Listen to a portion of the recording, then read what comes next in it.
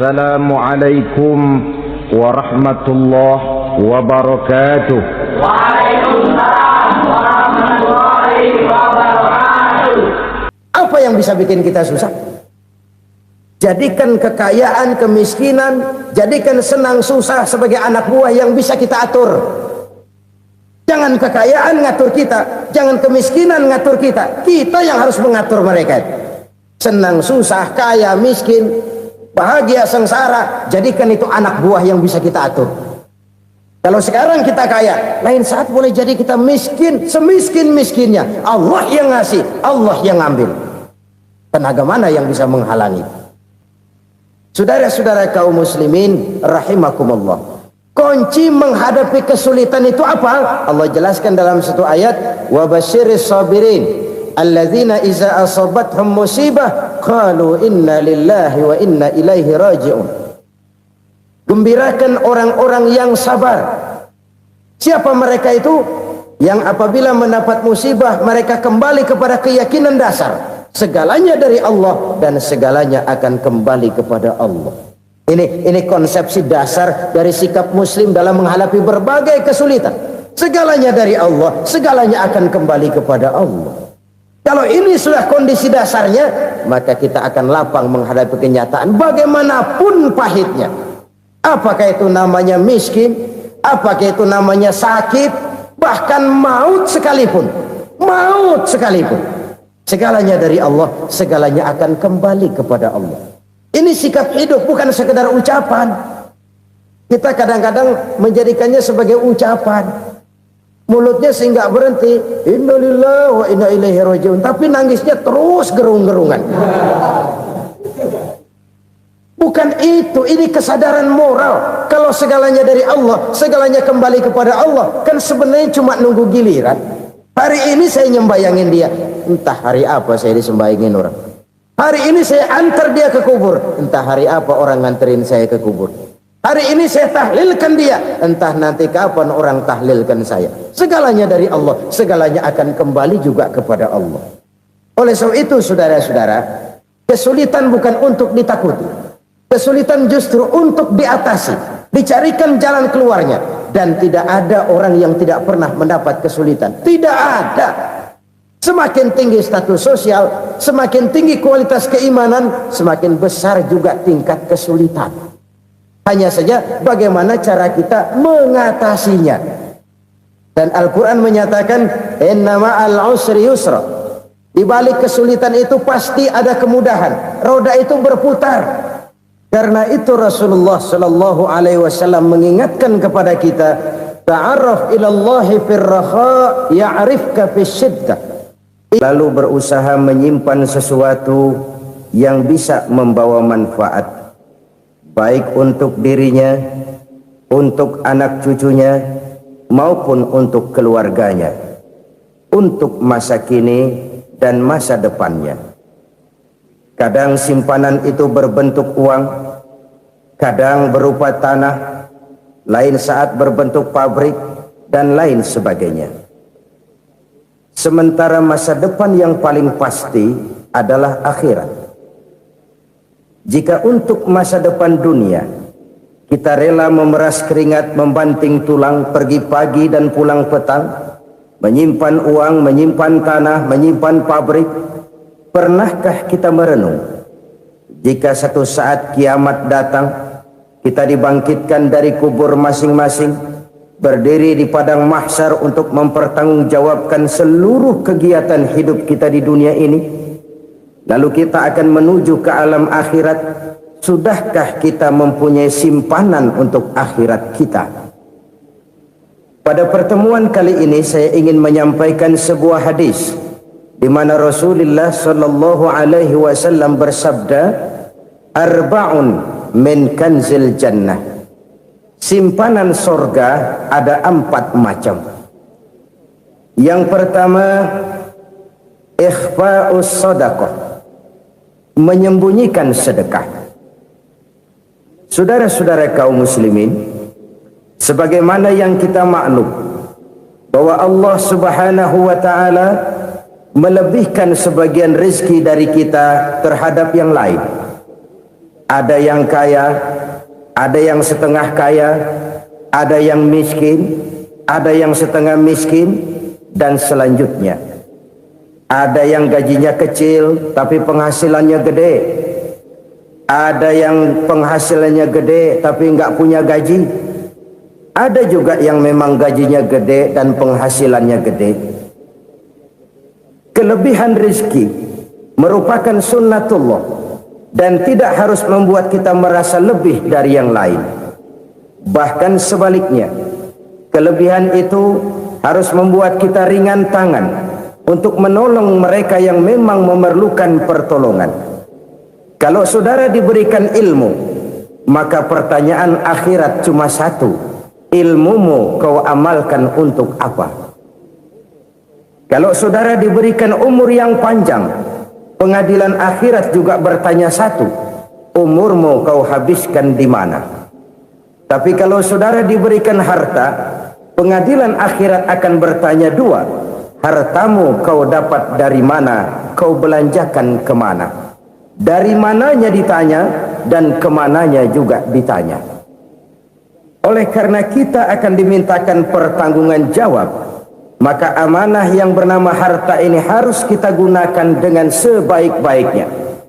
Ada penggunaan yang merupakan kewajiban, itu zakat namanya. Ada penggunaan yang sewaktu-waktu, itu infak namanya. Ada yang lebih sewaktu-waktu lagi, dan itu sedekah namanya. Zakat dia terikat oleh haul dan nisab, oleh putaran batas waktu dan ukuran dari harta itu sendiri. Sedangkan infak terikat oleh situasi dan kondisi perekonomian seseorang. Sedangkan sedekah tidak terikat dengan apapun. Dalam kondisi seperti apapun kita bisa melakukan sedekah dengan yang terkecil sekalipun.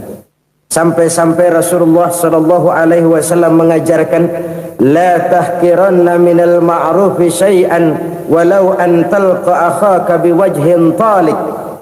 Atau ada hadis, tabassumuka fi wajhi akhika laka shadaqah. Senyumanmu kepada temanmu adalah sedekah. Jadi untuk melakukan sedekah tidak harus dalam berbentuk uang. Dengan ilmu kita bisa sedekah. Dengan tenaga kita bisa bersedekah, dengan pikiran kita bisa bersedekah, bahkan senyum kepada teman itu pun sedekah. Jadi kalau sedekah dengan uang memang belum punya uang, nyengir aja banyakin. Itu asal pada tempatnya, jangan lalu ketemu tiang listrik cengengesan. Tentu tidak pada tempatnya dan tidak wajar. Nah, sedekah yang paling dicintai Allah adalah sedekah yang disembunyikan. Artinya jauh dari sifat riya. Kan kadang-kadang ada orang sedekah itu disebutkan namanya. Apa tidak bagus? Kalau memang niatnya ikhlas, ya bagus-bagus saja. Untuk memberikan sugesti kepada yang lain. Si Fulan bin Fulan nyumbang sekian, diumumkan. Boleh kalau niatnya untuk memberikan rangsangan kepada yang lain supaya dia menyumbang lebih besar dari orang tadi. Tapi kalau itu mendatangkan riya, maka sedekah yang paling dicintai Allah adalah sedekah yang disembunyikan. Tangan kiri saja tidak tahu apa yang diberikan oleh tangan kanan. Sedekah yang dilakukan dengan ikhlas akan merupakan perbendaharaan surga, tersembunyi dari pandangan orang lain, tidak seorang pun tahu. Karena memang sikap yang baik adalah melupakan kebaikan dan mengingat kesalahan. Itu salah satu ciri orang bahagia. Orang yang selalu mengingat kesalahannya dan berusaha melupakan segala kebaikannya. Kalau dia akan berada kebaikan, dia tidak bisa ikut, dia merasa rugi karena dia merasa belum pernah berbuat baik. Tapi kalau akan melakukan kesalahan baru, dia ingat kesalahan yang sudah-sudah, sehingga terhalang baginya untuk melakukan satu kesalahan baru. Demikianlah saudara-saudara, bahwa Allah melebihkan rizki sebagian kita dari yang lain, agar terjadi tolong-menolong dalam kehidupan ini. Jadi kesenjangan yang nature, kesenjangan yang alami, itu sunnatullah. Ada yang kaya, ada yang miskin, ada yang kelas menengah. Nah, kenapa lalu sekarang kita berusaha mengentaskan kemiskinan? Oleh karena adanya kesenjangan struktural. Kalau yang kaya bisa semakin kaya, kenapa yang miskin tidak bisa naik jadi ikut sedikit kaya? Sebab pada dasarnya Islam adalah agama yang sejak turunnya sudah berupaya memerangi kemiskinan. Bahkan dikatakan kemiskinan itu mendekatkan kepada kekufuran. Orang kalau miskin udah dekat banget sama kafir. Gampang menjadi kafir.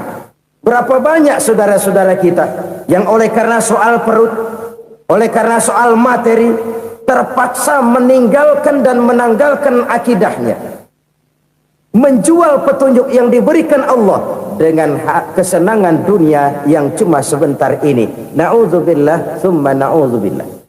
Jadi makin kita sembunyikan satu sedekah, semakin banyak perbendaharaan kita di surga. Sedekah yang paling dicintai Allah adalah sedekah yang disembunyikan. Malahan ada seorang sufi, dia punya kebiasaan kalau pergi sholat Jumat dia bawa uang, itu uang dia taruh di bawah tikar masjid. Dia niat sedekah kepada siapa saja yang nemuin itu duit. Maksudnya apa? Supaya yang nemuin nggak tahu siapa yang punya duit. Demikian dia saking ingin menyembunyikan sedekahnya. Karena sifat ria itu bisa memakan amal kita sendiri. Ria itu termasuk menyebut-nyebut kebaikan kita. Orang yang suka nepuk dada, sedikit-sedikit ngitungnya kalau nggak gua. Tuh kalau nggak gua tuh. Tuh yang belas itu kalau nggak gua, kalau nggak gua. Iya kalau nggak lu kenapa emang? Orang yang suka menepuk jasad. Tuh biasanya memang begitu saudara-saudara. Kalau perang lagi berkecamuk, orang nggak sempat ngaku jadi pahlawan. Tapi begitu perang selesai, yang kagak kenal bedil ngaku pahlawan, mas. Itu sesuatu yang biasa. Oleh karenanya, orang-orang yang ikhlas dalam bersodako, disembunyikannya sodako itu, Allah cinta betul. Malahan ada hadis memberikan jaminan, inna sodaqatal mar'il muslimi tazidu fil umri wa tadfa'u mitata su'i. Sesungguhnya sedekahnya seorang mukmin tazidu fil umri, bisa menambah umur panjang, wa tadfa'u mitata su'i, dan menyelamatkan manusia dari mati secara su'ul khatimah. Jadi siapa yang kepengen panjang umur, banyaklah sedekah. Yang bosan hidup, pelit terus. Sedekah menambah panjang umur dan menyelamatkan manusia dari mati secara su'ul khatimah. Pak, katanya umur itu nggak bisa ditambah, nggak bisa dikurangin. Kapan? Kalau ajal sudah datang. Fa idza jaa ajaluhum la yastakhiruna sa'atan wa la yastaqdimun. Kalau ajal datang tidak bisa dimajukan, tidak bisa dimundurkan. Itu kalau ajal sudah datang. Tidak bisa lagi umur ditambah dikurangi, sudah datang. Tapi kalau belum datang, itu kan haknya Allah. Mau ditambah, mau dikurangi, hak prerogatif Allah. Sebagai pencipta manusia, Allah maha kuasa dan maha mampu. Sedekah ini menambah panjang umur dan menyelamatkan manusia dari mati secara su'ul khatimah. Itu orang mati kan sama ya, kondisinya mati, nggak nafas. Tapi hakikat mati kan lain-lain. Ada yang mati itu husnul khatimah, baik akhirnya. Misalnya lagi ngaji mati, lagi sholat mati, lagi sedekah mati. Ini yang dinamakan dengan husnul khatimah, baik di akhirnya. Sebaliknya ada yang su'ul khatimah, jelek di akhirnya. Ini yang jadi catatan akhir. Lagi nyekek botol, mampus. Lagi banting kartu, modar. Su'ul khatimah, jelek pada akhirnya. Sedekah menyelamatkan manusia dari mati secara su'ul khatimah. Dan kita semua kepengen mendapat husnul khatimah, jauh dari su'ul khatimah. Oleh sebab itu yang bisa menyelamatkan kita dari penyakit itu antara lain adalah sedekah yang disembunyikan, yang dikerjakan dengan ikhlas karena Allah, tidak karena kepengen dipuji orang, tidak karena ingin dikatakan orang pemurah. Sebab orang dermawan itu orang yang memberi tanpa harus diminta. Kalau masih harus diminta, ya belum dermawan namanya. Masih harus diminta. Kalau nggak diminta, ya tulus. Lolos, polos. Saudara-saudara kaum muslimin, rahimakumullah. Harta adalah amanat dan akan kita pertanggungjawabkan. Allah melebihkan rizki sebagian kita dari yang lain agar kita saling tolong menolong, bantu membantu. Nabi janjikan, siapa yang meringankan beban saudaranya muslim di dunia, Allah akan meringankan bebannya di akhirat nanti. Sebuah jaminan dari baginda Nabi. Si orang yang kita bantu barangkali tidak bisa membalas, Allah yang akan membalas lewat jalan lain yang tidak pernah kita sangka-sangka. Ada orang tanya, Pak, ini ada orang nyumbang masjid sambil marah-marah, bagaimana? Saya bilang, sumbangannya aja ambil, marahnya jangan. Marahnya jangan diambil, itu urusan dia. Saudara-saudara kaum muslimin rahimakumullah. Umat Islam ini kan umat yang punya potensi besar. Kadang kita merenung, kenapa kadang-kadang pembangunan masjid kok lambat sekali? Kalau hotel hari ini peletakan pertama, bulan depan peresmian. Supermarket hari ini peletakan batu pertama, minggu depan peresmian. Tapi kalau sudah yang namanya masjid, kadang-kadang peletakan batu pertama sekaligus jadi batu terakhir. 3 tahun, 4 tahun, campur nebar jalak di jalanan, duit dijaring kayak ikan sepat. Apa tidak ada orang Islam yang kaya? Banyak. Apa tidak ada pengusaha muslim yang jadi konglomerat? Ada. Lalu yang belum banyak itu yang komit terhadap nilai-nilai agamanya. Akhirnya kita jatuh jadi umat yang lemah. Belum ada pengusaha konglomerat muslim buka pabrik super mie cap beduk misalnya umpamanya atau pabrik kecap cap sorban supaya identitas keislamannya sedikit kelihatan. Kita jatuh jadi umat yang lemah karena potensi tidak terinventarisir dengan baik. Kita ini ibarat kompor yang cuma matengin nasi orang lain. Potensi kita dimanfaatkan oleh orang lain. Ukhuwah Islamiyah kita baru terbatas kepada silaturahmi. Ukhuwah di bidang ekonomi kita lemah. Ukhuwah di bidang kebudayaan kita lemah. Apalagi ukhuwah di bidang politik kita lebih rapuh lagi. Padahal ukhuwah itu adalah totalitas kehidupan manusia, menyangkut ipolek sosbud, memerlukan nilai-nilai ukhuwah. Jadi oleh karena itu mari kita menyadari, di dalam harta kita, walaupun kita yang cari, pergi pagi, pulang sore, peras keringat, banting tulang, di sana ada harta anak yatim, di sana ada hak masjid, di sana ada hak pesantren, di sana ada hak jihad. Berbahagialah seseorang apabila dia oleh Allah dijadikan keran. Keran itu menyimpan air, tapi tidak untuk dirinya, tapi disalurkannya kepada mereka yang memang memerlukannya. Saudara-saudara kaum muslimin rahimakumullah, ini yang pertama. Jadi perbendaharaan surga adalah menyembunyikan sedekah. Orang lain nggak tahu, kita pun nggak pernah ngitung-ngitung. Kita anggap lewat begitu saja, padahal itu deposit akhirat. Satu. Yang kedua, perbendaharaan surga itu apa? Wa kitmanul musibah, menyembunyikan kesulitan. Kadang orang takut menghadapi kesulitan, tapi makin kita merenung, hidup ini kan sebenarnya urusan. Takut sama urusan, ya jangan hidup. Tandanya orang hidup itu kalau punya urusan. Urusan melupakan problem sering menimbulkan kesulitan. Kesulitan bukan untuk ditakuti, tapi untuk diatasi dan dicarikan jalan keluarnya. Siapa sih orangnya yang nggak pernah sulit-sulit?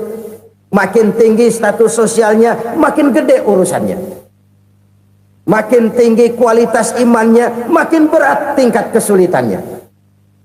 Cuma memang yang namanya enak itu seperti pelangi. Biang lala itu nggak pernah di atas kepala kita, di atas kepala orang melulu. Lo sih enak lo, kata kita. Dia juga bilang yang enak kan lo. Pelangi itu nggak pernah di atas kepala kita. Kata tukang beca, aduh enak ya naik Mercy. Kata tukang beca, apa yang di dalam mobil Mercy? Aduh, enak bener tukang beca, di jok ngeringkuk ngorok pules bener. Saya kamar pakai AC sejuk, tempat tidur sutra empuk, alga spring bed, gula kulik, nggak bisa pules kalau belum minum Valium, belum tidur. Enak bener tukang beca, di jok ngorok nggak tahu wetan kulon.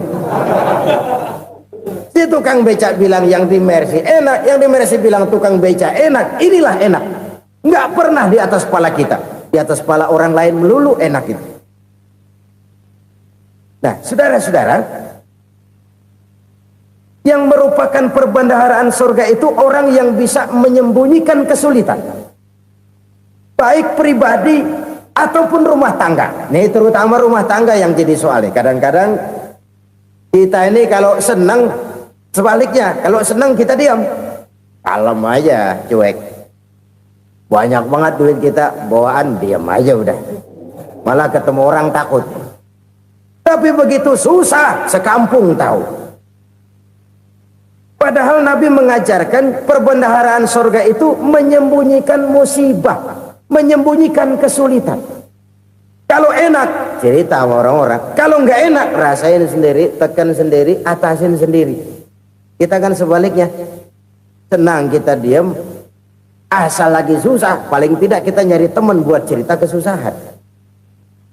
Siapa orangnya yang nggak pernah susah? Cuma soalnya bagaimana kita mengatasi kesusahan itu sendiri. Begitu juga misalnya kalau orang sudah berumah tangga, itu orang tuanya harus menjadi tempat dia cerita yang enak-enak saja.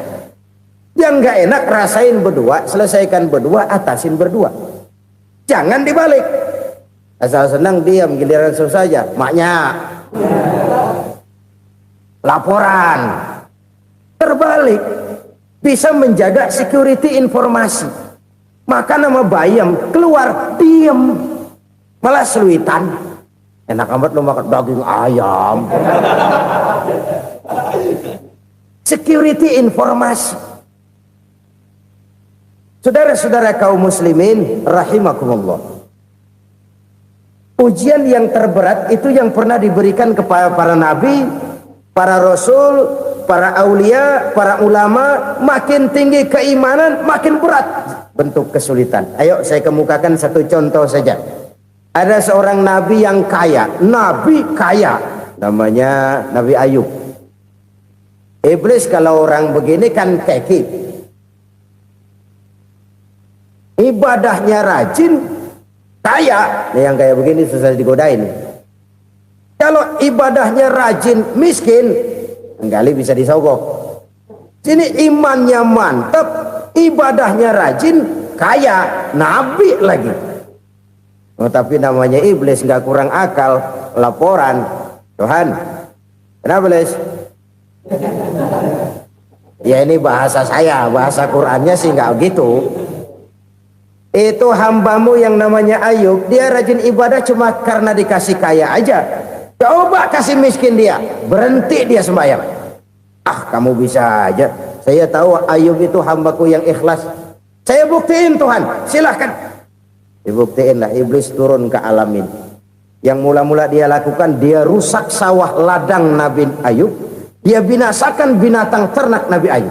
Sehingga dalam waktu singkat, jatuhlah Nabi Ayub dari orang paling kaya jadi orang paling miskin. Beliau masih ibadah di mihrab dalam masjid. Datang iblis. Saudara Ayub, ya, lagi ngapain? Ibadah. Nyembah Allah, nyembah Allah. Oh, percuma. Kenapa? Tuhan yang ente sembah nih, dia udah bikin miskin ente. Sawah ladang ente hancur lebur, binatang ternak binasa. Sekarang ente jadi orang paling miskin. Ngapain nyembah Tuhan kayak begitu? Tekor. Udah berhenti dah ibadah, berhenti ibadah. Ini iblis sama Tuhan laporannya lain, yang dikerjakan kepada Nabi Ayub juga lain. Benar begitu iblis kata Nabi Ayub? Iya, sawah ladang saya habis buras, binatang ternak saya binasa, binasa. Saya miskin, bangpak. Apa jawab Nabi Ayub? Bukan innalillahi, ya ini hebat. Alhamdulillahillazi a'tani wa akhza minni. Segala puji bagi Allah yang telah memberikan harta kepada saya dan sekarang mengambilnya lagi. Alhamdulillah. Allah yang ngasih, Allah yang ambil. Itu mah urusan Allah. Iblis cuman ibadah jalan terus, sujud lagi Nabi Ayub. Iblis seleher gondok banget. Dasar Nabi nggak mempan dia apa-apain. Miskin malah alhamdulillah. Allah yang ngasih, Allah yang ambil. Jadi kalau kita tidak komit, kita tidak terikat kepada kaya, miskin, senang, susah, apa yang bisa bikin kita susah? Jadikan kekayaan, kemiskinan, jadikan senang, susah sebagai anak buah yang bisa kita atur. Jangan kekayaan ngatur kita, jangan kemiskinan ngatur kita. Kita yang harus mengatur mereka. Senang, susah, kaya, miskin, bahagia, sengsara, jadikan itu anak buah yang bisa kita atur. Kalau sekarang kita kaya, lain saat boleh jadi kita miskin, semiskin-miskinnya. Allah yang ngasih, Allah yang ngambil.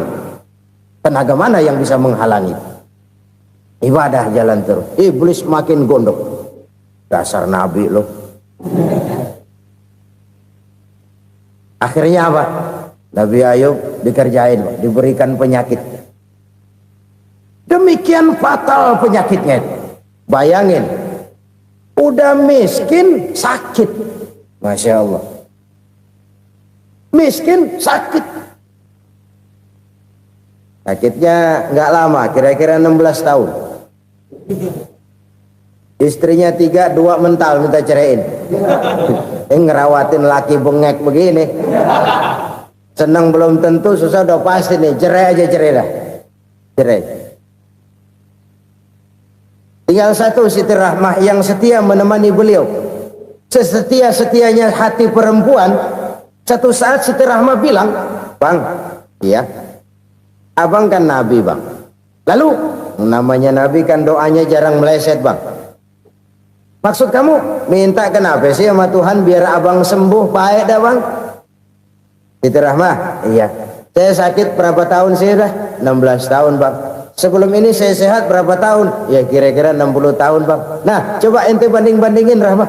Saya dikasih sehat 60 tahun, dikasih sakit 16 tahun. Sudah nggak sabar mau doa kepada Allah minta sembuh. Saya malu kepada Allah.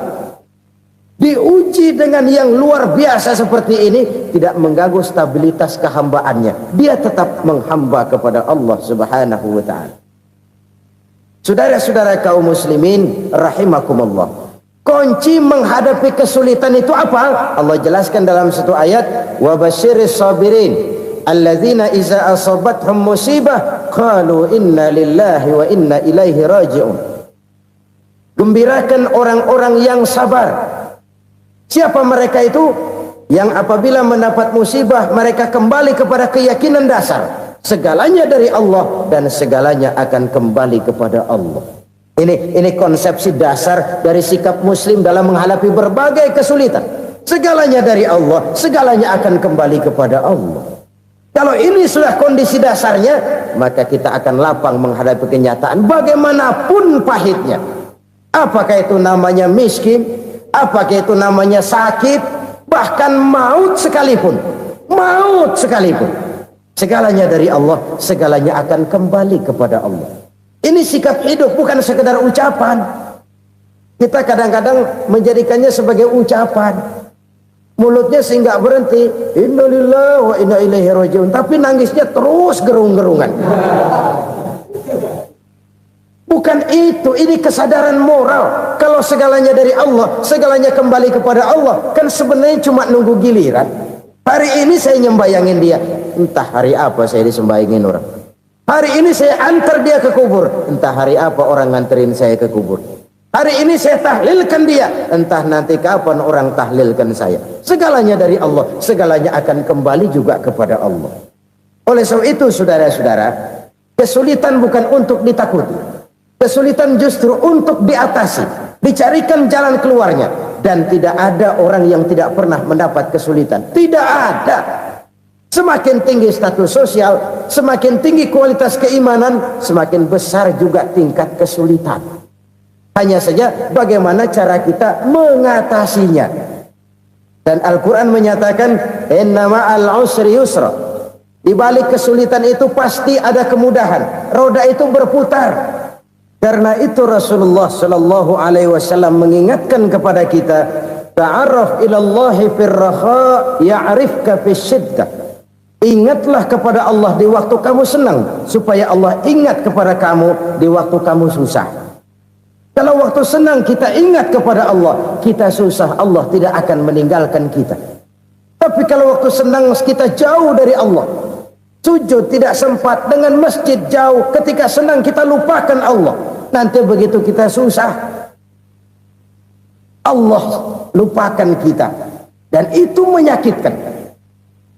Oleh karena itu orang-orang tua kita dulu bilang, kalau lagi sehat ingat-ingat lu bakal sakit nanti. Kalau lagi kaya ingat-ingat satu saat kita bakal jatuh miskin. Bahkan kalau lagi muda ingat-ingat kita bakal tua. Dan yang terpenting kalau lagi hidup ingat-ingat kita bakal mati. Saudara-saudara kaum muslimin rahimakumullah. Jadi yang kedua yang merupakan perbendaharaan surga, menyembunyikan musibah. Saudara-saudara kaum muslimin rahimakumullah. Hal ketiga yang merupakan perbendaharaan surga adalah wasilaturrahmi.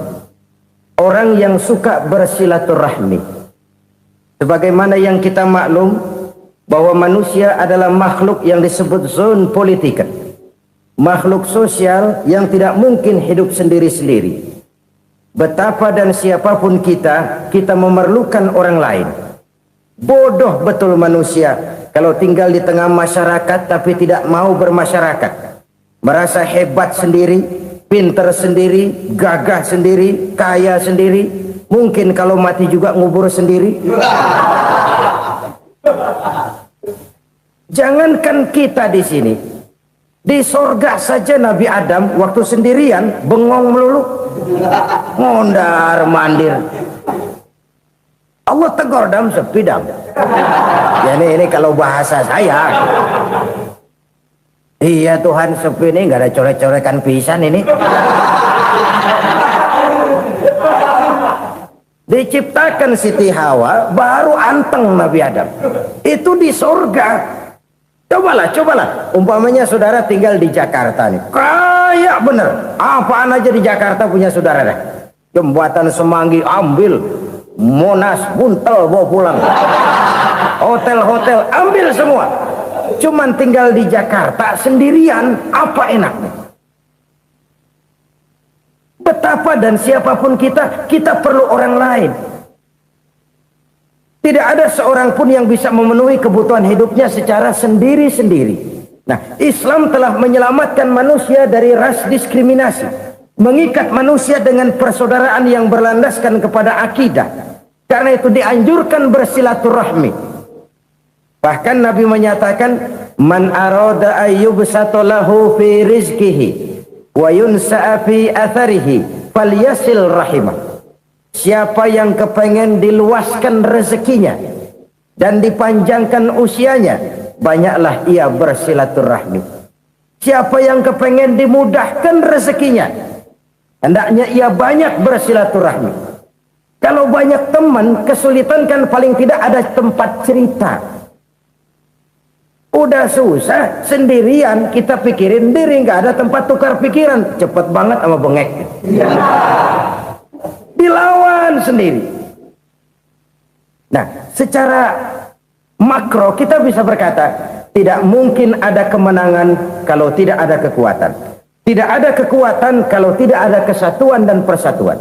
Tidak mungkin ada kesatuan dan persatuan tanpa semangat silaturahmi. Kalau umat Islam mau menang, dia harus kuat. Kalau umat Islam mau kuat, dia harus bersatu. Kalau umat Islam mau bersatu, dia harus membudayakan silaturahmi ini. Bahkan sampai-sampai kata Nabi, kalau bisa cari nilai tambah. Apa? Silman qata'ak. Bersilaturahmilah kau kepada orang yang marah denganmu. Masya Allah, indahnya ajaran agama kita. Orang yang marah pun kepada kita, kata Nabi, kalau bisa bersilaturahmilah kepadanya, kepada orang yang marah itu. Di situ nilai tambah. Cuman jujur nih hadis, ngucapinnya gampang, ngamalinnya yang berat banget. Orang marah sama kita, kita disuruh silaturahmi. Ada apa sama lu? Lu marah, ada gua marahan lagi. Kan gua pikirin. Saudara-saudara kaum muslimin rahimakumullah. Tapi ini yang diajarkan, bahkan ini yang dicontohkan oleh baginda Rasul. Bagaimana begitu mudah, misalnya satu saat Abu Jahal ini ngatur strategi bagaimana bikin Muhammad celaka. Dia gali lubang di depan tempat tidurnya. Dia tutupin daun korma. Terus dia panggil seseorang, ke sini. Kasih tahu Muhammad, pamannya sakit keras, minta ditengokin. Berangkat orang ini ke sana. Muhammad, labbaik. Pamanmu sakit keras, dia minta ditengokin. Baik, saya akan datang menjenguk beliau. Berangkatlah Nabi ke rumah Abu Jahal tanpa prasangka apapun. Abu Jahal udah pasang setil, selimut 3 rangkap setengah dia pakai, persis kayak orang meriang. Tapi sembari ngintip dari balik selimut, begitu Muhammad buka pintu, nah masuk perangkap nih. Muhammad jalan menuju tempat pembaringan. Makin lama makin dekat, makin lama makin dekat, makin dekat ke lubang yang dipasang oleh Abu Jahal itu. Dalam hati Abu Jahal, terus dah jatuh, mampus dah lo ini. Mampus lo hari ini nih. Apa yang terjadi? Malaikat Jibril datang. Muhammad, pamanmu cuma pura-pura sakit. Di depan tempat tidurnya ada lubang perangkap supaya kamu jatuh ke situ. Sudah, kamu pulang. Balik kanan Nabi. Sudah hampir jatuh ke lubang, balik kanan, pulang. Bayangin kecewanya Abu Jahal. Muhammad dikit lagi, Muhammad dikit lagi. Enggak paman, saya pulang aja. Emosi bangun dari tempat tidur, enggak sadar kalau lagi pura-pura sakit. Lompat ngejar Nabi, dia lupa dengan lubang yang dia gali. Pusrak, nyemplung sendiri ke dalam lubang.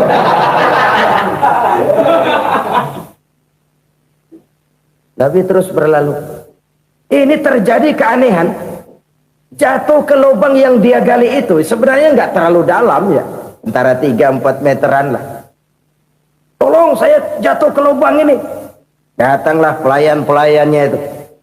Angkat saya dari sini. Oh, yang ngulurin tambang. Satu gulung, belum juga nyampe itu tambang. Kurang, beli lagi ke warung. Sambung, ulur lagi, nggak juga bisa sampai. Wah, ini kerjaan Muhammad ini.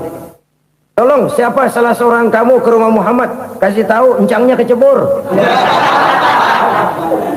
Minta ditolongin. Sampaikan kepada Rasul. Kenapa? Pamanmu jatuh ke lubang, Muhammad minta tolong diangkatin. Tambang udah nyambung-nyambung nggak nyampe juga. Ya, nanti saya datang, saya tolong. Cobain. Nyata-nyata orang berniat jahat mau mencelakakan dia. Datang dia menolong. Ini yang disebut air tuba dibalas air susu ya ini. Bukan sebaliknya. Air tuba dibalas air susu. Paman, kecebur ya? Iya Muhammad, tolong ini. Pegang tangan saya. Nabi ulurkan tangannya. Nyampe. Dipegang oleh Abu Jahal. Diangkat ke atas. Sampai atas. Apa kata Abu Jahal? Sihirmu memang hebat Muhammad. Udah ditolongin dikata sihir. Yang enak kita kemplang kan itu orang begitu. Urusan apa? Tapi inilah akhlak. Kalau bisa kamu bersilaturahmilah dengan orang yang marah kepadamu sekalipun. Orang marah kita tetap baik. So, kalau kita berbuat baik sama orang yang memang baik, rasanya sih biasa-biasa aja. Orang baik kita baik lagi, ya draw aja, belum ada nilai tambah di situ. Baru ada nilai tambah kalau kita bisa berbuat baik kepada orang yang nyakitin kita. Itu namanya kita setingkat di atas dia. Dia sakitin kita, kita berbuat baik sama dia. Dia pelit sama kita, kita baik sama dia. Dia marahin kita, kita deketin dia. Di situ kita punya nilai tambah. Jadi siapa yang ingin diluaskan rezekinya kata Nabi dan dipanjangkan umurnya, hendaklah ia banyak-banyak bersilaturahmi. Sederhana sebenarnya silaturahmi, tapi silaturahmi membangkitkan semangat kesatuan dan persatuan. Kesatuan dan persatuan melahirkan kekuatan. Dalam matematika 1 ditambah 1 pasti 2. Tapi di tengah masyarakat 1 orang takut ditambah 1 orang takut, hasilnya jadi 2 orang setengah berani. Kenapa setengah berani? Karena udah berdua. Tadi pan takut sendirian. Kalau dia kumpul turu-turu takutlah jadi berani. Kita yang lemah, kita yang tidak berdaya, kita yang miskin, kalau mau kompak bersatu, apa yang nggak bisa kita kerjain? Apalagi tinggal di kota besar, pilihan cuma 2. Bertahan atau minggir. Bertahan atau minggir. Untuk bisa bertahan harus mampu bersaing. Untuk mampu bersaing harus punya keahlian. Keahlian harus ditunjang dengan pendidikan, ditambah oleh kekompakan sebagai umat. Udah miskin mencar mulu, orang injak kita. Orang nggak pandang urusan apa malu. Oleh karena itu silaturahmi pada hakikatnya merupakan ruh dari ukhuwah yang diajarkan oleh agama kita. Bagaimana Islam menyelamatkan masyarakat manusia dari ras diskriminasi, mengikat manusia, dan tidak ada persaudaraan yang lebih indah selain persaudaraan yang diikat dengan nilai-nilai akidah. Sepanjang orang di jalan Allah, itulah saudara kita. Keluar dia dari jalan Allah, selesailah persaudaraan sampai di situ. Karena itu, kalau ingin menyimpan sesuatu di surga, banyaklah bersilaturahmi. Datang ke rumah ini, datang ke rumah itu, dan lain sebagainya. Itu simpanan kita di akhirat nanti. Ini yang ketiga. Saudara-saudara, yang keempat, perbendaharaan surga itu apa? Wa qawlu la hawla wa la quwwata illa billah. Ucapan la hawla wa la quwwata illa billah. Ibadah kan ada yang berat, modalnya besar. Bangun masjid berat, modalnya besar. Bangun rumah sakit berat, modalnya besar. Ada ibadah yang berat tapi modalnya ringan. Misalnya puasa. Puasa itu berat, mengendalikan nafsu. Kalau sekedar nggak makan nggak minum sih enteng, mengendalikan nafsu. Itu jihad terbesar, tapi kan modalnya ringan, cuma niat saja. Ini ibadah berat, modalnya ringan. Ada ibadah yang ringan, modalnya juga enteng. Seperti termasuk ucapan la haula wa la quwwata illa billah. Tanpa sadar, la haula wa la quwwata illa billah. Nyelengin tuh di surga. Nyelengin, kita nggak terasa, nyelengin simpenan akhirat. La haula wa la quwwata illa billah, nyimpen lagi. Kaget, la haula wa la quwwata illa billah, nyimpan lagi, banyak simpenan. Walaupun sebenarnya yang dimaksud di sini adalah kesadaran batin bahwa tidak ada daya dan kekuatan kecuali Allah. Itu intinya. Kita memulai pekerjaan disunahkan baca bismillah, kan begitu? Apa itu? Kesadaran moral. Bahwa ini saya bisa kerjakan, saya kerjakan ini dengan menyebut nama Allah. Kenapa? Kalau Allah tidak memberikan daya dan kekuatan, mana mampu saya kerjakan ini. Maka saya kerjakan ini dengan menyebut nama Allah. Bismillah. Kesadaran moral. Manusia hanya wajib berusaha, tapi nggak pernah wajib berhasil. Banyak hal-hal yang kalau kita renungkan secara rasio nggak mungkin. Tapi jadi kenyataan. La haula wa la quwwata illa billah. Tidak ada daya dan kekuatan kecuali bagi Allah semata-mata. Kesadaran moral akan kelemahan dan keterbatasan makhluk bernama manusia. Kadang kita kagum dengan otak, tapi kita sering lupa sama yang bikin otak. Padahal bagaimanapun hebatnya otak, yang bikin otak pasti lebih hebat dari otak. Nggak percaya? Silahkan otak-otakan. Inilah kecenderungan. Kita kagum dengan pesawat-pesawat mutakhir, bukan main, besi gede banget terbang itu. Alangkah hebatnya. Lalu apa yang bikin otak tidak lebih hebat dari itu semua? Kita puji laut. Apa yang bikin laut tidak lebih hebat dari laut itu? La haula wa la quwwata illa billah. Tidak ada daya dan kekuatan kecuali Allah. Apa yang bisa kita lakukan kalau tidak karena daya dan kemampuan yang diberikan oleh Allah kepada kita? Lahirlah sikap tawadu, rendah hati, tidak melonjak menjadi angkuh dan sombong, sadar akan kelemahan dan keterbatasan diri. sebagai makhluk yang diciptakan oleh Allah Subhanahu wa taala. Jadi satu sisi ini ucapan yang berpahala, la haula, jadi wiridan. Pada sisi lain ini kesadaran moral, sikap mental, kesadaran batin bahwa yang punya daya dan kekuatan itu cuma Allah. Kita nggak pantas untuk sombong, sebab sombong itu pakaiannya Allah. Kita nggak sedang pakai pakaian Allah, kegedean. Dan makin kita renungi, makin terbentur. Apa sih yang bisa kita sombongin? Kita mau sombong apa? Kaya, pintar, itu kan semua relatif. Di atas langit masih ada langit lagi. Jadi oleh karenanya, marilah kita menyadari, manusia hanya wajib berusaha, tapi tidak pernah wajib berhasil. Yang berusaha saja tidak wajib berhasil, apalagi yang tidak berusaha. Islam bukan agama orang pemalas yang selesai sholat lalu enggelohom, enggelenggem ayem-ayem. Tapi Islam bukan agama orang sombong yang setelah berusaha lalu tidak memerlukan Allah. Kita bisa saja bikin proyeksi, tahun sekian kita bakal panen besar menurut perhitungan otak. Tapi ada kejadian lain. Apa? Tikus ngambek. Habis itu dimakanin tikus, panen gagal.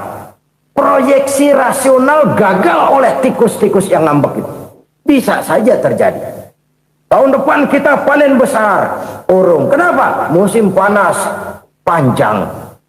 Dan sekarang ini koran-koran bikin berita musim mengalami penyelewengan. Bukan cuma manusia yang nyeleweng sekarang. Musim pakai nyeleweng. Mestinya kan musim hujan udah selesai, masih hujan-hujan juga. Musim. Nah sekarang kita boleh bikin proyeksi, kita bakal panen besar. Tahu-tahu musim panas panjang, sawah retak, air kering. Cari teknokrat yang paling botak, suruh pendekin tuh musim panas. La haula wa la quwata illa billah. Inilah kesadaran moral. Saudara, saya teringat satu saat ada seorang konglomerat. Umurnya ya kira-kira 70-an. Satu saat dia ditanya oleh wartawan, "Pak, umur Bapak berapa sih?" "Ya paling 10 tahun." 10 tahun? 10 tahun? Anak Bapak berapa orang? Satu saja? Satu. Harta Bapak berapa? Ya paling-paling bangsa 7 juta kali. 7 juta? Iya. Pak, kenapa Bapak bohongi saya? Bapak punya buku biografi. Koran-koran, majalah-majalah banyak memuat cerita riwayat hidup Bapak. Saya tahu umur Bapak 70. Kenapa bilang cuma 7 tahun? Saya tahu anak Bapak 8. Kenapa cuma bilang 1? Saya tahu harta Bapak miliaran, mungkin triliunan. Pabrik di mana-mana, bank di mana-mana. Kenapa bilang uang Bapak cuma 7 juta? Nah, kata si konglomerat tadi, kamu benar nak, kamu benar. Umur saya kalau jumlahnya memang 70 nak. Cuman ingat-ingat saya, baru 7 tahun terakhir ini saya sujud. Baru 7 tahun terakhir ini saya berusaha dekat dengan Allah. Saya laksanakan perintahnya, saya jauhi larangannya. 7 tahun inilah rasanya yang ada nilainya di hadapan Allah. Yang 63 tahun matong, kelabu, kelem umur gue. Habis untuk maksiat, untuk munkarat. Maka ketika ditanya tadi, umur saya 7 tahun itu. Oh begitu Pak. Oh iya. Lalu anak Pak, anak Bapak kan 8. Kenapa bilang cuma 1? Nah, kalau jumlah hitungannya memang anak saya 8. Tapi dari 8 orang ini rasanya cuma 1 nih yang bakal jadi buah hati, belahan jantung, pelanjut cerita, penerus sejarah, bakal jadi anak soleh yang akan mendoakan saya. Cuma 1 rasanya anak saya ini yang bakal jadi buah hati saya, besar-besaran saya, yang akan mendoakan di kubur saya, yang akan mendoakan di akhirat saya. Yang 7 orang mana? Masya Allah, yang 1 tenggeng, yang 1 nyekek botol ngelolo, yang 1 nggak karu-karuan. Makanya saya bilang 1 anak saya yang akan bisa mendoakan saya. Oh begitu Pak. Iya. Nah harta Pak, harta Bapak kan triliunan. Pabrik bapak di mana-mana.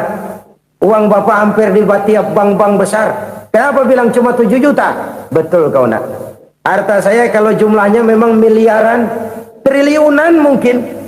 Tapi yang saya ingat baru 7 juta tuh yang saya belanjakan di jalan Allah. Saya nyumbang masjid, saya santuni yatim piatu, saya bantu pembangunan pesantren, saya bantu pembangunan rumah sakit Islam. Itu yang akan saya bawa pulang ke akhirat, yang 7 juta itu. Yang triliunan itu nanti akan diperebutkan oleh anak-anak saya sebagai waris saya. Jadi harta saya 7 juta itu yang bakal nemenin saya di akhirat, yang akan saya bawa pulang jadi teman saya. Saudara-saudara kaum muslimin, jangan-jangan orang tua itu adalah kita-kita ini. Jangan-jangan kita-kita ini adalah orang tua itu. Jangan-jangan itu potret dari diri kita masing-masing. Dari sekian umur yang diberikan Allah, berapa tahun yang ada nilainya di hadapan Allah? Dari sekian anak-anak yang merupakan amanah, berapa yang akan mendoakan kita sebagai orang tuanya menjadi anak soleh? Dari sekian banyak harta yang diberikan Allah, berapa yang akan kita bawa pulang menghadapnya nanti, yang kita belanjakan di jalan Allah? Ini sebuah potret kehidupan. Karena itu kita kembali kepada la haula wa la quwata illa billah. Kita wajib berusaha, kita wajib berikhtiar. Selebihnya segala daya dan kekuatan hanya milik Allah saja semata-mata. Satu kesadaran batin dari setiap pribadi muslim. Setelah ia berusaha dan berikhtiar, ia menyerahkannya kepada Allah Subhanahu wa ta'ala. Jadi satu sisi ini merupakan wiridan ucapan yang mengandung pahala, pada sisi lain ini merupakan sikap batin dari seorang muslim di dalam ia menghadapi realitas kehidupan ini.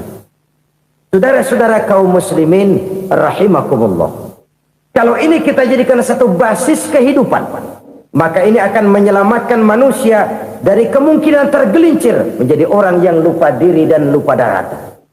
Sebab itu Imamul Ghazali berpesan, jadidis safinah fa innal bahra amiq, wa khuziz zad fa inna safara ba'id, wa khaffifil hamla fa innal hamla sadid. Perbarui selalu kapalmu karena lautan sangat dalam.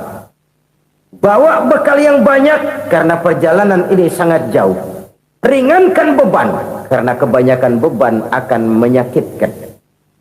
Alangkah indah kalimat ini, alangkah dalam makna yang terkandung di sana. Perbarui selalu kapalmu karena lautan sangat dalam. Apa artinya ini? Jaga mentalmu baik-baik. Pelihara imanmu baik-baik karena hidup penuh cobaan seperti lautan. Kita kalau berlayar di lautan kan kadang-kadang tenang, angin bertiup sepoi-sepoi basah. Jika malam datang, bintang gemintang bertabur menghias cakrawala. Rembulan memantulkan sinarnya dengan indah. Dalam keadaan begitu berlayar enak. Tapi lain saat ombak menggunung, halilintar menyambar, angin topan bertiup. Berapa banyak sudah saudara-saudara kita yang tenggelam di lautan dunia tanpa sadar bahwa dia belum sampai kepada pantai yang akan dituju. Berapa banyak sudah saudara-saudara kita yang tenggelam di lautan dunia ini tanpa sempat bangkit lagi. Dia menyangka sudah sampai kepada tujuannya. Hati-hati kapal jangan sampai bocor karena lautan sangat dalam. Iman ini jaga baik-baik karena hidup penuh dengan ujian. Wa khuziz zad fa inna safara ba'id. Bawa bekal yang banyak karena perjalanan sangat jauh. Saudara mau ke Bandung, bawa duit. Saudara mau ke Surabaya, banyakan lagi duitnya. Saudara mau ke Mekah, gepokan, iketan tuh duit nggak lembaran lagi. Makin jauh perjalanan, makin banyak bekal yang harus kita bawa. Kalau saudara dari Jakarta mau ke Surabaya, kagak bawa duit berangkat juga, itu sih bukan berani namanya, nekat. Sampai Surabaya belum tentu, sengsara di jalan udah pasti. Kenapa? Nggak bawa bekal berangkat. Sama juga kita nih, misalnya belum sempat sembahyang, mati. Waduh, berani banget orang. Belum punya bekal, mati. Sengsara di jalan. Atau bekal tidak cukup. Dari Jakarta saudara mau ke Surabaya, bawa duit 500 perak. Paling jauh Cikampek nyampenya itu. Paling jauh itu. Antara jauhnya perjalanan dengan bekal yang saudara bawa tidak seimbang. Hidup ini perjalanan panjang. A walking tour. Dimulai dari alam arwah. Sebelum jasad diciptakan, roh diciptakan lebih dulu. Dari situ pindah ke alam rahim. Dari alam rahim pindah ke alam dunia. Dari alam dunia pindah ke alam barzah. Baru menuju akhirat. Satu perjalanan panjang. Kalau bekal tidak bawa, sengsara di jalan. Bawa bekal yang banyak karena perjalanan ini sangat jauh. Wa khaffifil hamla, ringankan beban karena beban itu cuma akan menyulitkan. Kalau bekal itu sih keperluan, tapi beban nggak kita perluin, cuma ngeberat-beratin. Apa ini beban? Dosa. Kecurangan, kebatilan, kezoliman, ketidakadilan, kesewenang-wenangan. Itu akan jadi beban kita di akhirat. Alangkah celakanya, perjalanan panjang, bekal tidak bawa, beban kelewat banyak. Alamat sengsara di jalan. Pahala tidak ada, dosa berlipat ganda. Na'udzubillah, summa na'udzubillah.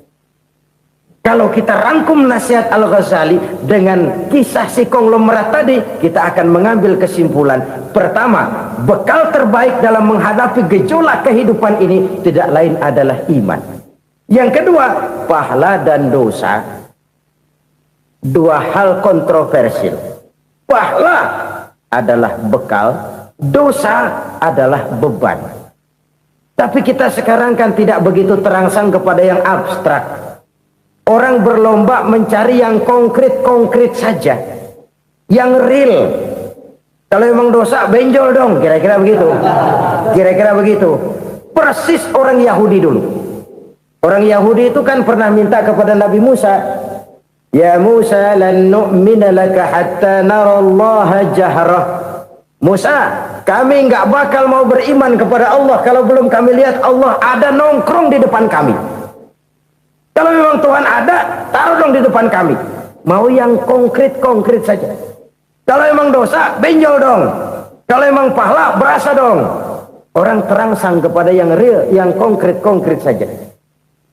Karena itu, untuk mengejar dosa, orang mau bayar.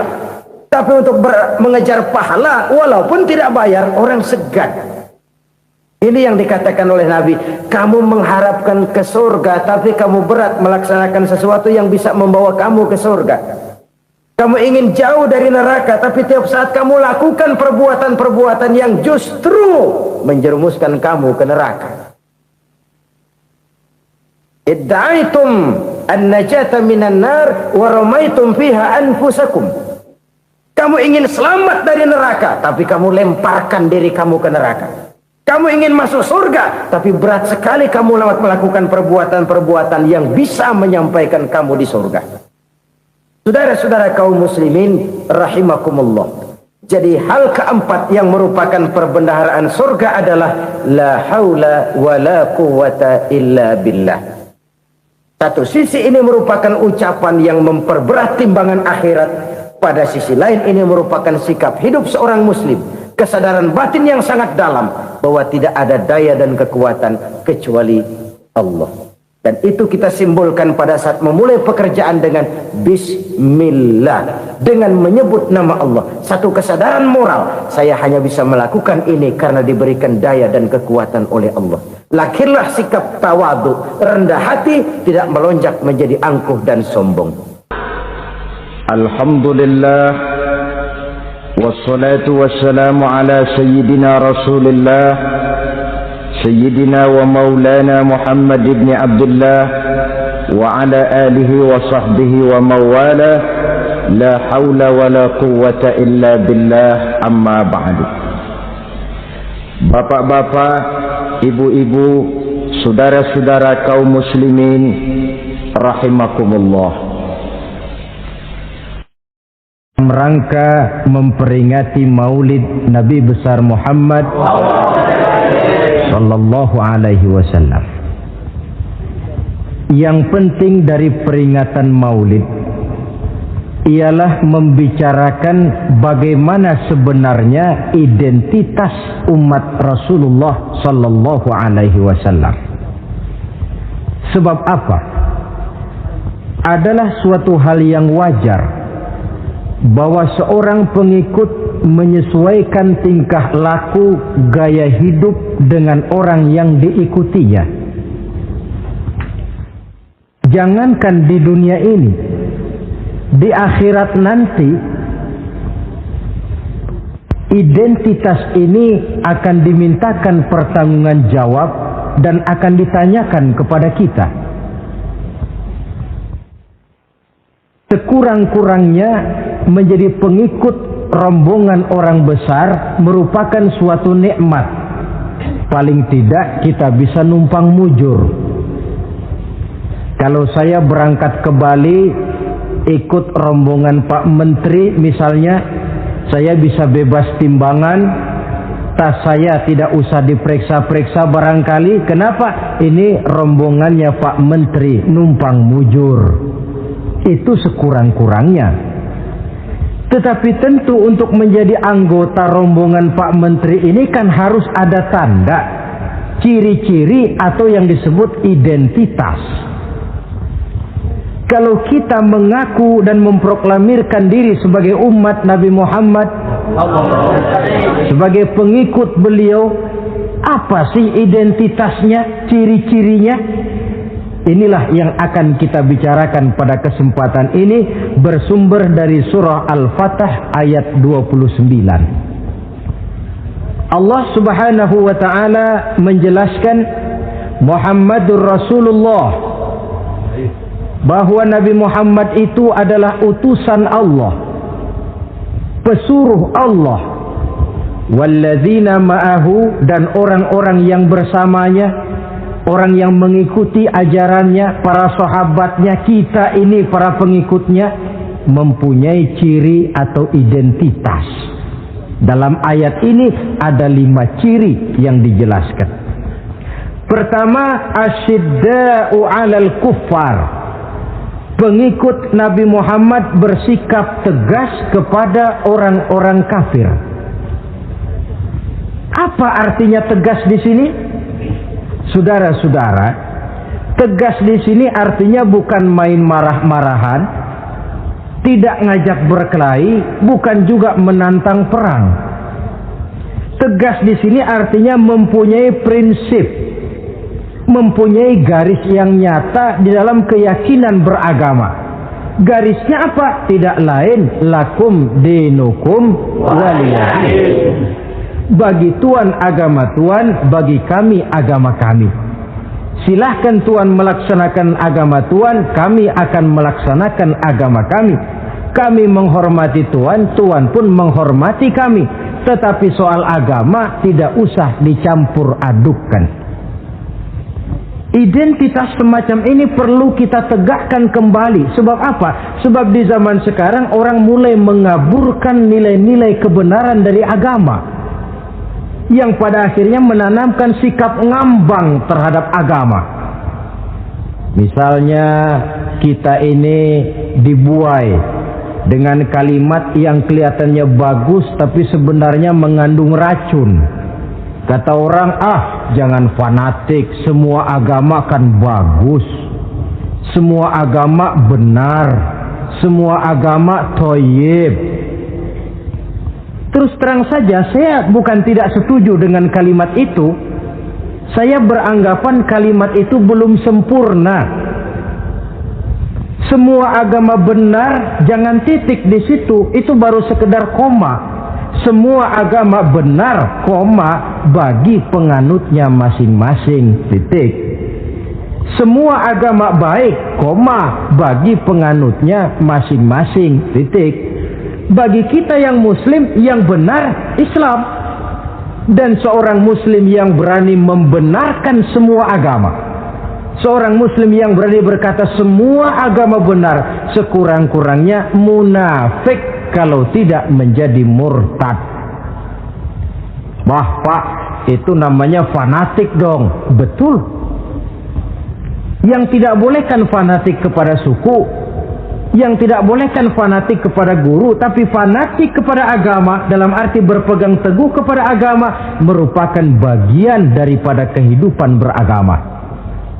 Hanyalah kalau umat Islam ini fanatik dengan agamanya, dia akan konsekuen, baik melaksanakan, mengamalkan maupun mengembangkan agamanya. Saya cinta kepada suku saya, tapi tidak lalu fanatik. Cinta suku boleh, fanatik kepada suku salah. Cinta kepada guru bagus, fanatik kepada guru jelek. Cinta kepada agama bagus, fanatik kepada agama wajib. Hanya dengan fanatik kepada agama orang konsekuen. Yang jelek itu kan kalau sudah fanatisme kesukuan. Contoh, misalnya mentang-mentang orang Sunda, lalu ngomong saya ogah dengerin ceramah. Kenapa? Ustaznya bukan orang Sunda sih. Ini nggak bener, emangnya Nabi Muhammad kelahiran Ciamis? Kan tidak.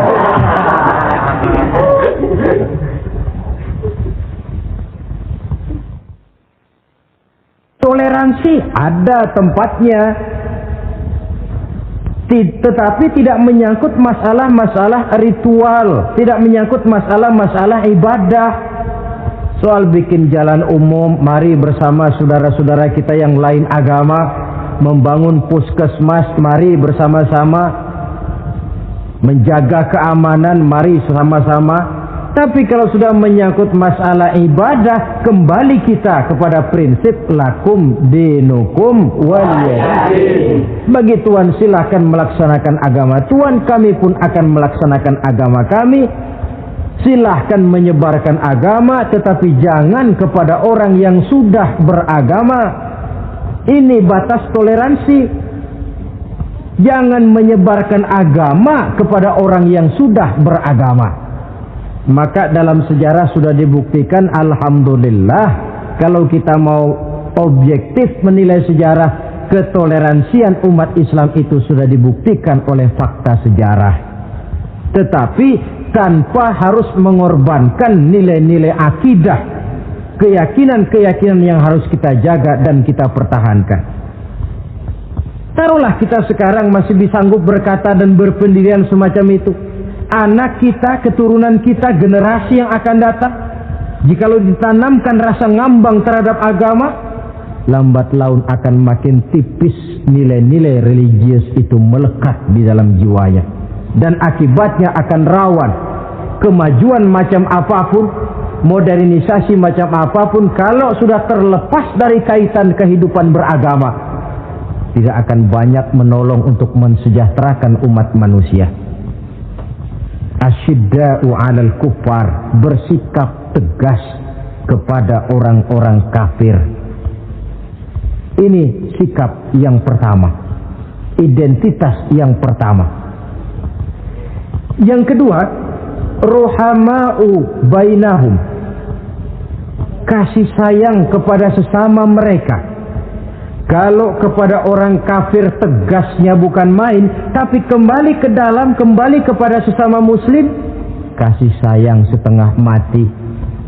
Saling asah, saling asih, saling asuh, saling mengalah buat kepentingan yang lain. Ini sudah dicontohkan dalam sejarah ketika Rasulullah dan para sahabat hijrah ke Madinah. Orang Madinah yang menyambut kedatangan orang Makkah itu kan disebut Ansor. Betul apa betul? Lah orang Makkah ini yang hijrah ke Madinah disebut kaum Muhajirin. Apa orang Madinah menyambut kedatangan orang Makkah itu mentang-mentang orang asli Madinah lalu tolak pinggang? Kamu kemari pendatang ya, awas jangan bertingkah. Tidak. Masing-masing malah mencari saudara. Karena apa? Persaudaraan dalam Islam diikat dengan akidah. Artinya ini dari manapun orang datang, apapun warna kulitnya, bahasa apapun yang dia pakai, jikalau akidahnya sama, dia saudara kita. Hadirin, terus terang saja ya. Banyak orang-orang yang tidak senang kalau melihat umat Islam sampai bersatu. Maka segala macam cara mereka lakukan agar kita jangan bersatu. terang-terangan menghantam Islam, tidak mungkin orang berani. Kenapa? Saya pikir sebodoh-bodohnya umat Islam dia masih fanatik sama agamanya. Dia masih sanggup bilang, "Mas, gue emang gak sembayang, tapi agama gue lu hina, gue bacok lu." Itu kan positif, fanatisme agama namanya. Maka orang menghantam Islam itu lalu gak berani terang-terangan. Caranya belajar dari Van der Plas, belajar dari Snokor-Gronya. Mau menghantam Islam, masuk ke tengah-tengah umat Islam. Pakai peci, kalau perlu pakai sorban, pakai sorban. Tidak bisa assalamualaikum, latihan assalamualaikum. Hantam Islam dari dalam. Caranya, kalau perlu dibuatkan merek-merek Islam. Yang mereknya Islam tapi tujuannya bikin kacau dalam Islam. Muncullah yang namanya Islam ingkar sunnah. Muncul yang namanya Islam sejati. Islam. Mereknya Islam, tujuannya bikin kacau dalam Islam. Kalau dia sudah mengkafirkan orang lain yang tidak sepaham dengan dia, tidak mau bermakmum kepada orang yang sepaham dengan dia. Kalau cara ini tidak kena, mereka putar lagu lama. Apa lagu lama itu? Lagu khilafiyah. Lagu lama itu supaya kita sengketa sesama kita, mempersoalkan hal-hal kecil, waktu terbuang, energi habis untuk mempermasalahkan hal yang tak pernah kunjung selesai. Sering kejadian toh di kampung-kampung, yang satu pakai usolli, yang satu tidak, lalu pisah RT. Yang satu azan sekali Jumatan, yang satu 2 kali, lalu bangun masjid lagi. Yang satu kunut, yang satu tidak, asah golok. Persoalan yang semacam ini sampai kiamat tidak akan kunjung selesai. Oleh karena itu potensi yang besar ini tidak tersalurkan dengan wajar karena kita centang perenang di dalam, tidak pandai menjaga kesatuan dan persatuan sebagai modal dasar untuk berbuat yang lebih baik. Adalah lebih baik kita ini mencari titik-titik persamaan dan bukan memperbesar pola perbedaan. Ruhama'u bainahum, kasih sayang sesama mereka. Imam Ghazali memberikan contoh, kun kal yadain wala takun kal uzunain. Hai umat Islam, hiduplah kamu seperti 2 tangan. Saling asah, saling asih, saling asuh, saling mengalah buat kepentingan yang lain. Coba lihat 2 tangan kita, rukunnya bukan main. Kalau tangan kanan maju ke depan, kata yang kiri, oke, saya mengalah. Dia mundur ke belakang. Kiri di depan, kata kanan, sekarang giliran saya ngalah. Dia mundur ke belakang. Akhirnya kita jalan lenggang. Enak nggak dilihat orang? Coba kalau nggak ada yang mau ngalah. Tangan kanan ke depan, kata yang kiri, gue juga bisa. Dia ke depan lagi. Depan kayak robot kita jalan. Lalu mekanisme kerjanya, tangan kanan kerjanya bagus-bagus toh. Salaman tangan kanan, tanda tangan tangan kanan, hitung duit tangan kanan, ambil kue tangan kanan. Kiri nggak pernah protes, tahu posisi. Memang tugas saya bidang pembersihan. Ya pembersihan saja dilakoni. Artinya apa ini? Yang satu dengan yang lain saling memperkuat walaupun komposisinya berbeda. Dicontohkan dalam perjalanan kehidupan sahabat Nabi. Sahabat Nabi yang paling terkenal itu 4 orang. Sayyidina Abu Bakar, Sayyidina Umar bin Khattab, Sayyidina Utsman bin Affan, Sayyidina Ali bin Abi Thalib. 4 sahabat ini kalau kita lihat komposisinya, keahliannya lain-lain.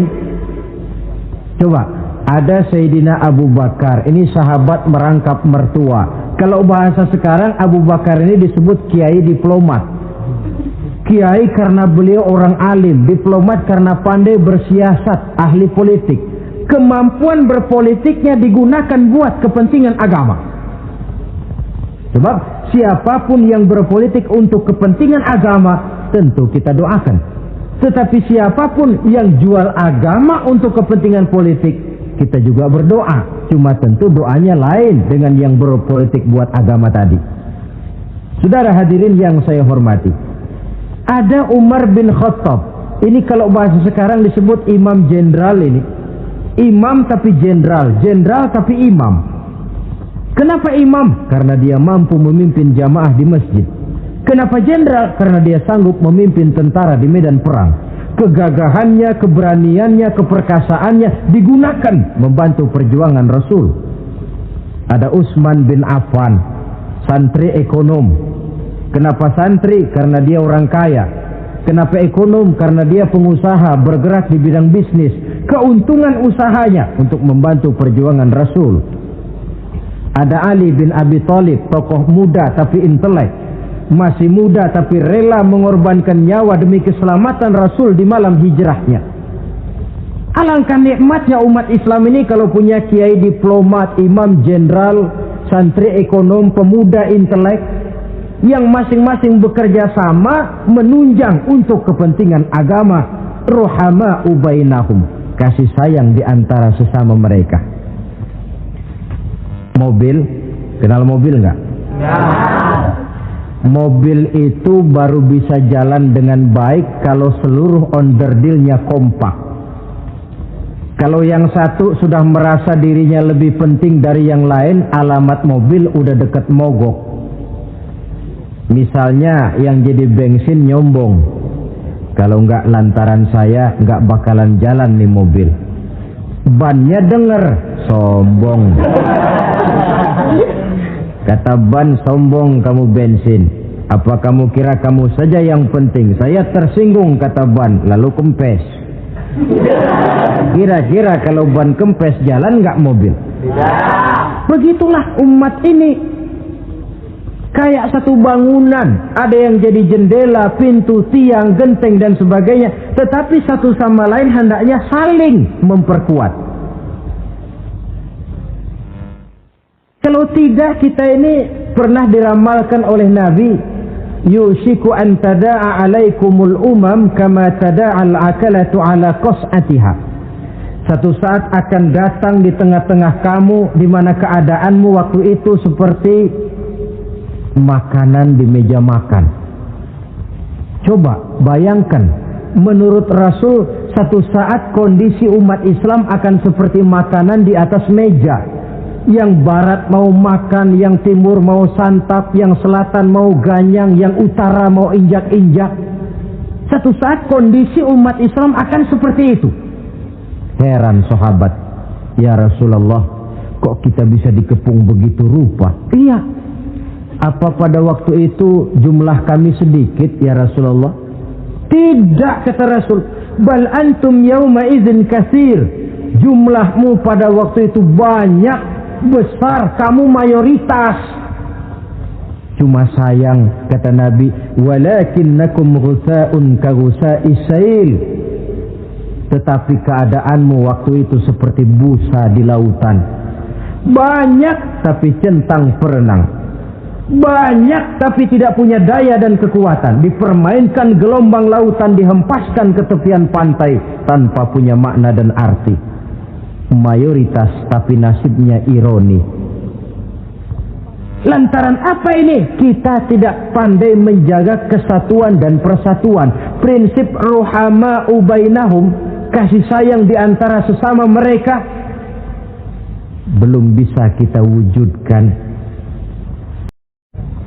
Oleh karena itu, hadirin yang saya hormati, identitas yang kedua ini mari kita tegakkan. Menggalang kesatuan dan persatuan untuk kejayaan agama yang kita cintai.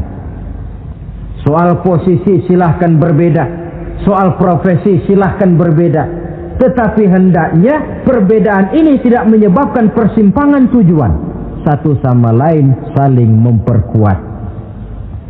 Identitas yang kedua, bahwa kita sudah diikat dengan akidah, tidak oleh ras, warna kulit, suku, bahasa, oleh akidah. Satu kali orang sudah syahadat, dia adalah saudara kita. Sudah lewat masanya di mana kita umat Islam ini dikotak-kotakan, dan sudah datang waktunya di mana kita bersatu, saling menunjang, saling membantu. Sehingga dengan demikian terwujudlah satu masyarakat yang diikat dengan nilai-nilai akidah. Ini yang kedua, kasih sayang kepada sesama muslim. Satu badan itu kalau yang satu sakit, yang lain kan akan ikut merasa sakit. Saudara jalan tengah malam, ibu jari tersandung batu, meletak. Begitu ibu jari tersandung batu, kontan, darah keluar, mulut bilang aduh, kepala ikut pusing, nggak pakai diundang. Solidaritas sosial yang terjadi secara reflektif. Tidak ada ibu jari tersandung mulutnya malah ngomel, rasain lo. Masa nyumpain badan sendiri, kan tidak mungkin. Tapi ini yang terjadi, kita lihat. Akibat apa? Tidak terwujudnya solidaritas sosial yang bersifat refleksif tadi. Nah, inilah saudara-saudara identitas yang kedua. Yang ketiga sekarang, pengikut Nabi Muhammad sallallahu alaihi wasallam itu cirinya yang ketiga, tarahum rukka'an sujjada. Engkau lihat mereka ruku dan sujud, mendirikan solat. Ini identitas, ciri. Di akhirat nanti akan diperiksa dengan seadil-adilnya. Siapa? Saya, Pak. Saya siapa? Pengikut Nabi Muhammad. Betul? Betul. Baik. Pengikut Nabi Muhammad itu tandanya ruka'an sujada, ruku dan sujud. Sampean ngaku umat Nabi Muhammad sujud, pernah sembahyang? Sembahyang juga, Pak. Berapa kali? Gak banyak-banyak, Pak, setahun 2 kali.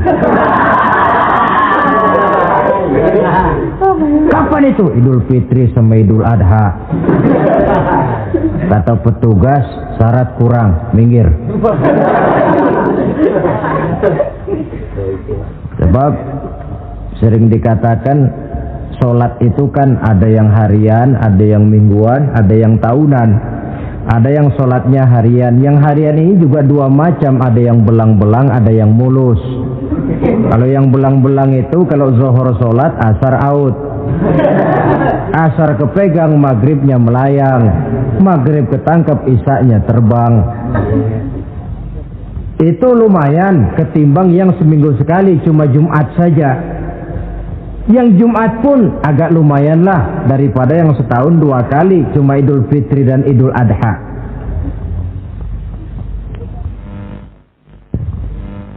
Tetapi bagaimanapun juga sholat ini memang merupakan keperluan dalam kehidupan kita.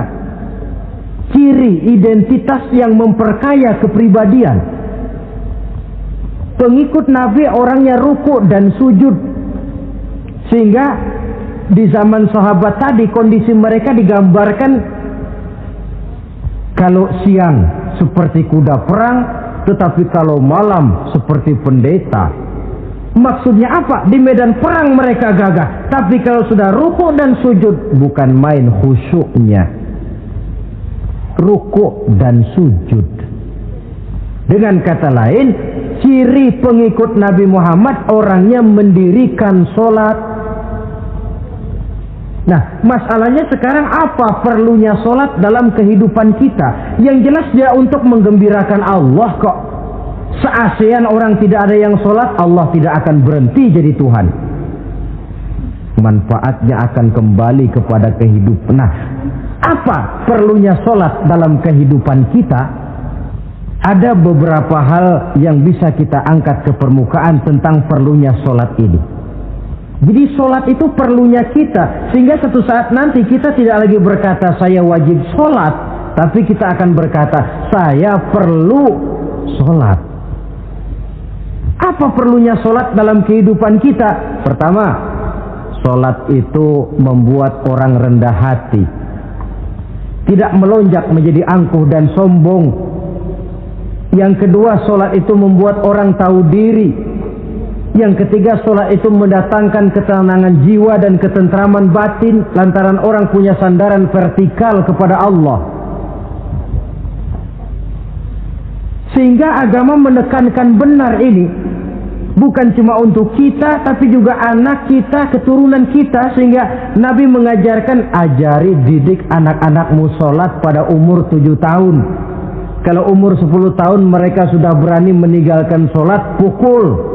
Bukan dengan tujuan menyakiti, tapi mendidik anak supaya disiplin dengan sholatnya. Kayaknya kita yang hidup di zaman serba modern ini, soal anak mau sholat atau tidak, kayaknya orang tua itu, kalau istilah anak sekarang, cuek-cuek aja. Jarang yang mengadakan inspeksi, pengecekan anaknya sudah sholat apa belum, lalu sholatnya disiplin apa tidak. Jarang yang memberikan sugesti dan rangsangan supaya anaknya mendirikan sholat. Saya jarang mendengar orang tua muslim yang berkata, nak, kalau kau hafal Fatihah dengan artinya bapak beliin sepatu baru. Nak, kalau kau hafal juz amma, bapak beliin sepeda. Sugesti untuk hal-hal yang bersifat agama sangat langka. Tapi kalau sudah hal-hal yang bersifat umum, wah, nah, kalau kamu lulus nanti SD ya, kita piknik ke Tangkuban Perahu, lulus SMP tur ke Bali, lulus SMA piknik ke Singapura. Rangsangan dan dorongan, baguslah itu. Tetapi alangkah akan lebih bagusnya jika untuk hal-hal yang bersifat agama kita pun sanggup memberikan sugesti, rangsangan dan dorongan kepada anak-anak kita. Sehingga sejak kecil mereka sudah terbiasa dengan sholat. Sejak kecil mereka sudah disiplin dengan sholatnya. Wah, kalau tidak, kayu itu kalau mau dibengkokkan pada saat dia masih kecil. Kalau sudah besar baru mau dibengkokin, repot kayu itu. Membentuk orang soleh itu harus dimulai sedini mungkin. Karena itu salah satu fungsi solat Allah jelaskan, inna sholata tanha 'anil fahsya wal munkar. Bahwa solat yang dikerjakan dengan betul mampu mencegah manusia dari perbuatan yang keji dan munkar. Jadi dengan kata lain orang yang disiplin dengan solat terpeliharalah dirinya dari perbuatan yang keji dan munkar.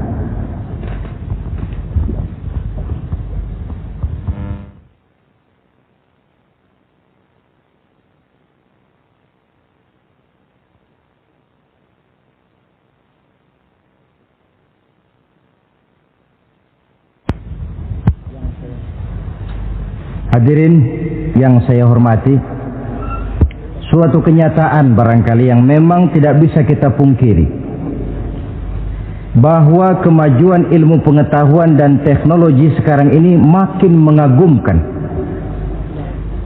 Dunia seolah-olah telah dirombak oleh manusia dari sebuah daerah kosong menjadi gedung-gedung pencakar langit yang tinggi. Orang sudah bertandang ke bulan, dan dalam beberapa tahun mendatang boleh jadi akan bertandang pula ke planet-planet lainnya. Kekurangan air minum bisa diatasi dengan penyulingan air laut. Kekurangan areal pertanian bisa diatasi dengan merombak gurun pasir yang gersang dan tandus menjadi sawah ladang yang menghasilkan kebutuhan hidup manusia. Tapi seiring dengan itu menjadi pertanyaan, makin sejahterakah umat manusia? Tercapaikah kebahagiaan? Pada sisi lain kita melihat kemajuan itu melahirkan hal-hal yang tidak kita harapkan. Apa yang kita sebut dengan penyakit dunia modern, yang rupanya makin banyak dokter, makin banyak juga penyakit, makin banyak rumah sakit, makin aneh nama penyakit. Pola yang paling berbahaya ialah jikalau kemajuan itu menyebabkan manusia sampai mendewa-dewakan ilmu dan teknologi. Dan ini yang sering saya istilahkan dengan berhala abad 20. Kalau dulu orang menyembah berhala yang namanya Latta, Uzza, Manat, Hubal, orang zaman sekarang secara tidak langsung banyak yang menjadi penyembah komputer, penyembah sains dan teknologi, mendewa-dewakan otak, lalu lupa bahwa sepanjang yang bisa dilakukan oleh manusia adalah berusaha dan berusaha, sementara ketentuan mutlak datang dari Allah Subhanahu wa ta'ala. Disinilah perlunya ruku dan sujud, agar manusia tahu benar hakikat dari mana dia datang, di mana dia sekarang, mau apa dia di sini, dan kemana dia akan pulang. Oleh karena itu, pada kesempatan ini saya mengajak, marilah identitas ini kita tegakkan dalam diri kita, menjadi pengikut yang ruku dan sujud di hadapan Allah. Sebab di sana terdapat sumber kekuatan, baik dia kekuatan batin, kekuatan jiwa, kekuatan dalam semangat perjuangan, kekuatan dalam menegakkan yang ma'ruf dan menghancurkan yang munkar. Sandaran kita kepada Allah. Saudara mungkin masih ingat ketika Rasulullah dan Abu Bakar hijrah, mereka berdua tidak langsung ke Madinah, tapi berada di Gua Sur 3 malam 2 hari lamanya. Orang kafir Quraisy yang mengejar sampai juga di mulut gua itu. Andai kata mereka menengok saja ke bawah, sudah kelihatan Nabi dan Abu Bakar, tapi mereka tidak menoleh. Nabi dengan mantap berkata kepada Abu Bakar, la takhaf wa la tahzan ya Abu Bakar, innallaha ma'ana. Abu Bakar, kau tidak usah takut, tidak usah sedih, Allah bersama kita. Ucapan ini mantap kalau diucapkan oleh orang yang ruk'an sujada, benar-benar sujud kepada Allah, mempunyai backing yang tidak kepalang tanggung, yang serba maha. Yaitu kalau memang saudara perlu cari backing, jangan kolonel tanggung, jangan brigjen tanggung, carilah backing yang serba maha, maha gagah, maha kaya, maha tahu, maha segala-galanya. Berbackinglah kepada Allah saja dengan jalan ruk'an sujada, ruku' dan sujud dalam kehidupan ini. Ini identitas yang ketiga. Yang keempat sekarang, pengikut Nabi itu apa tandanya? Yabtaghuna fadlan minallah wa ridwana. Mereka selalu mencari karunia dan keridhaan Allah. Karunia dan keridhaan. Jadi tidak hanya mencari sekedar karunia, tetapi juga mencari ridho. Oleh karena itu seorang pengikut Rasul, di dalam dia berdagang misalnya, dibatasi oleh pertanyaan, cara saya ini Allah ridho apa tidak? Dia cari rezeki, dibatasi oleh pertanyaan, Allah ridho apa tidak? Dia menginginkan jabatan yang tinggi, tapi tetap dalam kerangka pertanyaan, kalau cara ini Allah ridho apa tidak? Sehingga tidak lantas menghalalkan cara apapun halal asal tujuan tercapai, itu kan caranya PKI. Asal tujuan tercapai cara apa saja halal. Seorang muslim pengikut baginda Nabi tidak diajarkan semacam itu. Kenapa perlu mencari keridhaan Allah, karunia yang Allah ridho? Karena apapun yang kita pakai, apapun yang kita makan terutama, jikalau bersumber dari sesuatu yang Allah tidak ridho, katakan yang haram misalnya, akan mempengaruhi gaya dan gerak hidup kita. Contoh, kata Imam Ghazali, kalau engkau terlalu senang memakan makanan yang haram, dia akan mempengaruhi caramu berpikir, sehingga kau akan cenderung berpikir yang haram. Mencari karunia yang Allah ridho, dan hidup itu kalau sudah mendapat ridho Allah, sudah satu kenikmatan yang tidak bisa dibeli dengan nilai materi yang bagaimanapun banyaknya. Karena itu biarlah kita orang mukmin ini di dunia hidup kaya asal Allah ridho saja, nggak apa-apa. Biar rumah kita gedung, punya mobil bagus, uang banyak, kalau Allah ridho enak.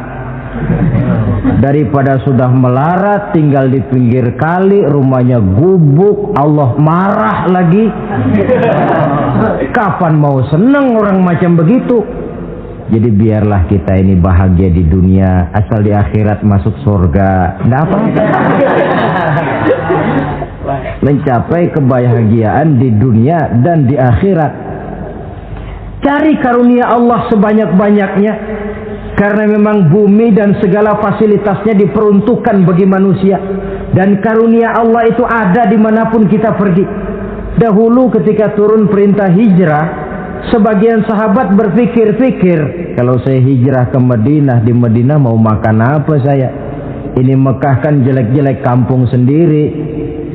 Umpama kepepet ngutang-ngutang dikit orang masih percaya lah. Kalau ke Madinah ngutang sama siapa? Takut dia kalau hijrah ke Madinah tidak dapat makan. Allah memberikan jaminan, qul li'ibadiyalladzina amanu inna ardi wasi'ah fa iyaya fa'budu. Katakan kepada mereka Muhammad, hai hamba-hambaku yang beriman, bumiku ini luas. Di Mekah kau makan, hijrah ke Madinah juga kau akan makan. Apalagi hijrahmu karena membela agama. Jangan karena membela agama kau takut kelaparan. Artinya apa? Karunia Allah itu ada dimanapun. Kalau kita mau berusaha, tetapi jangan lupa usaha itu harus yang Allah ridho. Kalau sekedar hasil usaha cara apapun boleh, ya dapat. Tetapi tanpa ridho, semuanya tidak akan membawa ketenangan, ketentraman, dan kebahagiaan. Allah itu kan maha pengasih, tidak pilih kasih katanya. Artinya apa? Semuanya Allah kasih. Orang kalau mau berusaha dapat. Itu logika. Sunnatullah kata kita, hukum alam kata orang. Kalau mau berusaha mesti dapat. Tetapi kasih sayang Allah ini tidak diberikan kepada setiap orang. Kalau pengasihnya berlaku kepada semua orang, mau kafir mau beriman, kalau berusaha dapat. Itu Rahman namanya. Tapi Allah tidak cuma Rahman, Allah juga Rahim, maha penyayang. Bedanya apa? Orang yang dikasih itu belum tentu disayang. Tetapi kalau disayang mesti dikasih.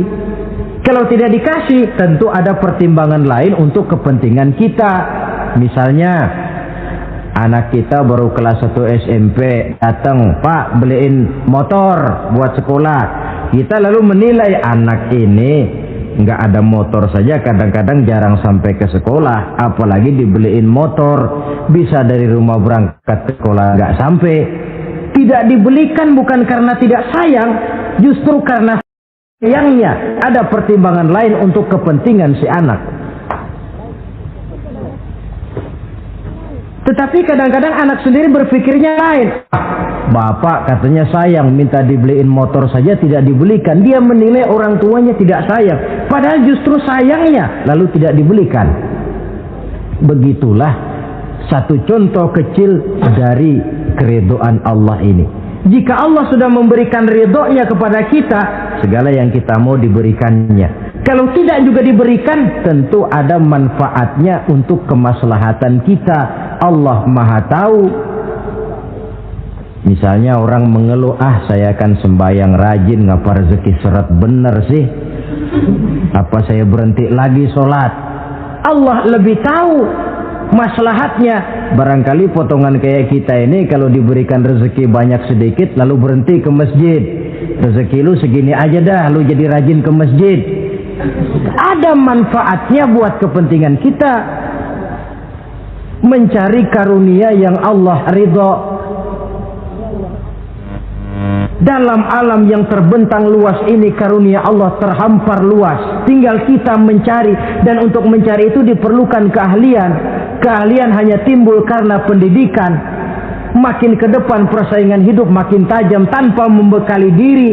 Terutama generasi kita yang akan datang, anak-anak kita. Boleh jadi mereka akan tersudut ke pojok-pojok kehidupan untuk kemudian lebih banyak jadi penonton daripada sekedar pemain.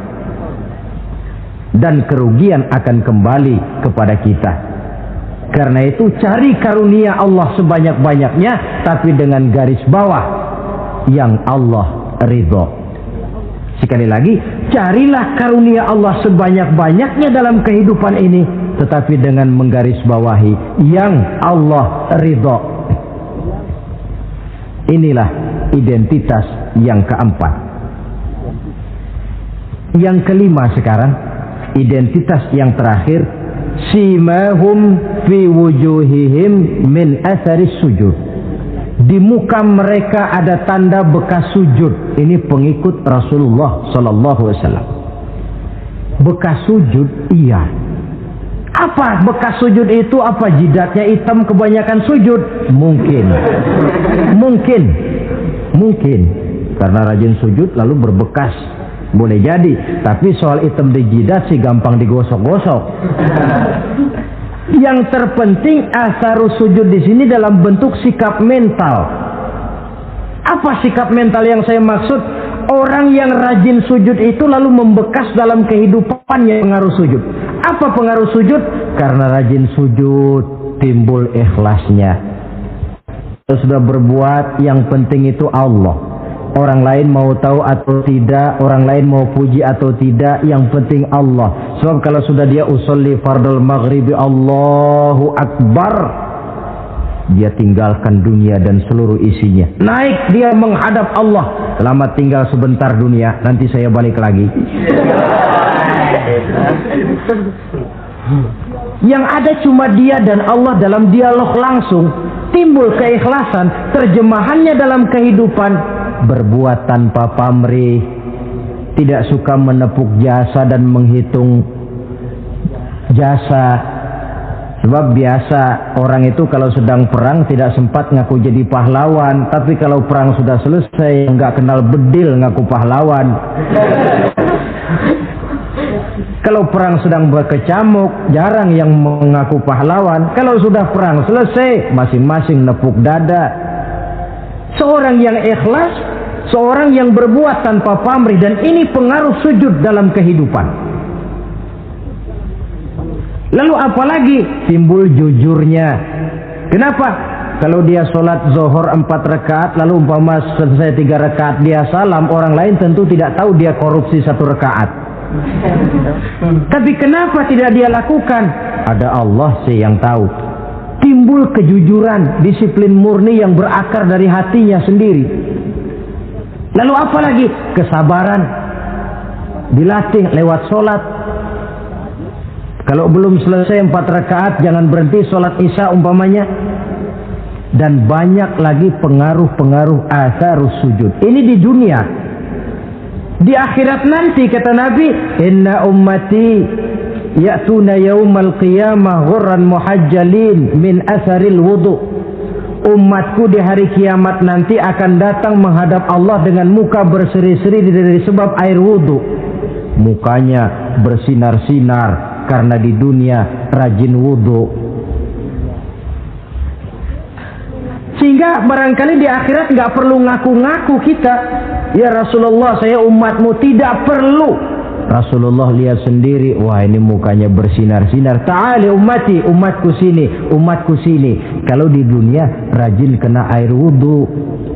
Ya rajin wudu artinya kan rajin sholat. Masa ada orang wudu aja nggak sholat, kan model. Kalau muka tidak pernah tersentuh wudu, kalau muka tidak pernah sujud, teriak-teriak kita mengaku ya Rasulullah saya umatmu ya Rasulullah. Kata Rasulullah, nggak ada umat saya yang dekil kayak sampean.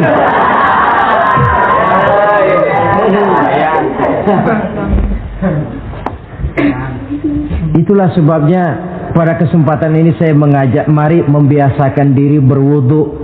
Tidak cuma untuk sholat. Saudara mau berangkat ke kantor, wudu dulu, bagus. Saudara mau pergi berdagang, wudu dulu, cakep. Saudara mau pergi kuliah, mau pergi sekolah, wudu dulu, bagus. Di samping kebersihan jasmani, juga kebersihan rohani. Tengok saja. Kalau kita membasuh tangan pada saat wudu mulai Allahumma inni as'aluka yumna wal barakah wa a'udzubika minasyu'mi wal halakah. Itu kan yang kita baca. Ya Allah, saya mohon keberkahan di dua tangan ini, supaya tangan ini kalau dibawa dagang untung, dibawa menanam lalu panen, dibawa berusaha menghasilkan rezeki. Dan saya berlindung kepadamu ya Allah, jangan sampai tangan ini membawa kesialan dan kecelakaan. Berlindung kepada Allah jangan sampai jadi punya tangan sial, dipakai dagang rugi, dipakai nanam pohonan mati, dipakai mukul orang mati. Tangan sial. Dari itu saja sudah memberikan sugesti untuk rohani kita. Kebersihan jasmani, kebersihan rohani terpelihara karena wudhu. Jadi asarus sujud, pengaruh sujud membekas di dalam kehidupan. Sehingga oleh Syekh Muhammad Abduh dijelaskan, walikulli ibadatin minal ibadati sahihah asarun fi taqwimi akhlaqil qaimi biha wa tahzibi nafsihi. Setiap ibadah yang dikerjakan dengan betul pasti mempunyai pengaruh yang nyata dalam meluruskan moral akhlak orang yang melaksanakan ibadah itu sendiri. Jadi sujud kita betul apa tidak? Lihat saja pengaruhnya dalam kehidupan kita. Sholat kita sudah betul apa tidak? Lihat saja pengaruhnya dalam kehidupan kita. Kalau sujud ya sujud, tapi judi jalan juga, nah, sujudnya belum betul. Waktunya sholat ya sholat, waktunya mabuk, sholatnya belum betul.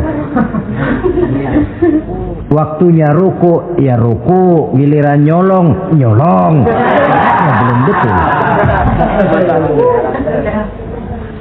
Sebab sholat yang dikerjakan dengan betul, sujud yang dikerjakan yang punya pengaruh nyata dalam kehidupan, kelihatan bekasnya dari tingkah laku dan gerak kita di dalam menelusuri kegiatan hidup ini. Maaf, dengan sedikit pahit barangkali kita memang harus berkata, masih banyak di antara kita umat Islam ini yang melaksanakan ibadah hanya dengan prinsip asal sekedar gugur kewajiban. Perkara ada pengaruhnya atau tidak dalam diri kita, kita malas untuk mengadakan evaluasi. Akibatnya ibadah yang kita kerjakan tidak mempunyai pengaruh dalam membentuk kepribadian kita. Orang yang mengucapkan syahadat ada pengaruh dalam jiwanya. Orang yang mendirikan sholat ada pengaruh dalam membentuk kepribadiannya. Orang yang melaksanakan puasa ada pengaruh dalam perkembangan jiwanya. Orang yang mengeluarkan zakat ada pengaruhnya dalam mengelola hartanya. Orang yang melaksanakan ibadah haji ada perubahan dalam kegiatan hidupnya, dari yang negatif kepada yang positif tentunya. Simahum fi wujuhihim min athari sujud. Di muka mereka, di muka pengikut Rasulullah ini ada tanda pengaruh bekas sujud. Karena rajinnya dia melaksanakan sujud di dalam kehidupan ini. Nampak pengaruh yang nyata di dalam kehidupannya, dalam gerak dan tingkah lakunya. Saudara hadirin, ma'asyiral muslimin rahimakumullah. Inilah 5 identitas yang harus kita tegakkan jikalau kita mau jadi umat yang konsekuen. Tidak sekedar bangga-banggaan menyandang titel umat Nabi, apalagi konon mengharapkan syafaatnya di akhirat nanti, padahal sebagai pengikut kita tidak menyesuaikan diri dengan yang kita ikuti. Bagaimana mau mengharapkan fasilitas yang namanya syafaat? Bahwa syafaat pertolongan Rasul itu ada, tetapi fungsinya kan ibarat orang punya kain, syafaat itu nambel. Saudara punya kain, sobek-sobek sedikit, ditambal oleh yang namanya syafaat. Sholat kurang sedikit, ditambal oleh syafaat. Sodakoh ada campur riak sedikit, tidak karena Allah sedikit, syafaat. Jadi kalau punya kain sobek ada syafaat. Nah kalau kainnya tidak punya, yang mau ditambal apanya? Sholat tidak, puasa tidak, di akhirat aman dah dapat syafaat. Tentu terlalu berlebihan, terlalu optimis mengharapkan sesuatu yang kita memang tidak punya modal dasar untuk memperolehnya. Baiklah ya, kesimpulan. Pertama, sebagai pengikut kita harus menyesuaikan diri dengan yang kita ikuti. Identitas.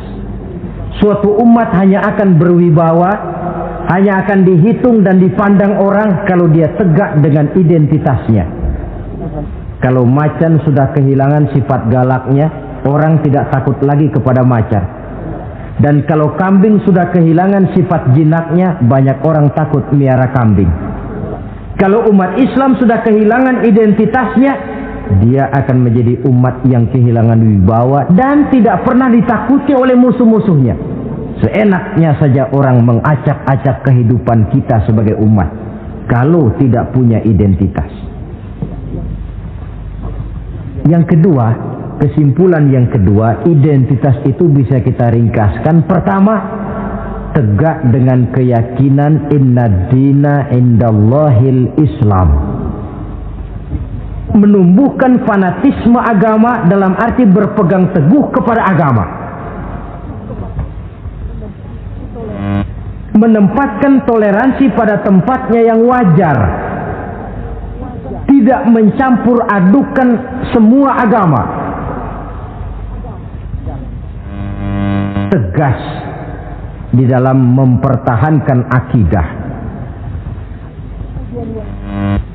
Kemudian yang ketiga, perlu menegakkan solidaritas sosial yang bersifat reflektif untuk menegakkan wibawa kita sebagai umat, supaya potensi dari umat yang mayoritas ini dimanfaatkan oleh umat itu sendiri. Kalau tidak, kita cuma akan menang jumlah saja, menang bilangan, kuantitas yang tanpa kualitas. Dan kalau ini yang terjadi, nasib kita akan seperti buih di lautan. Banyak, tapi kata orang kampung cuma menang geroyokan.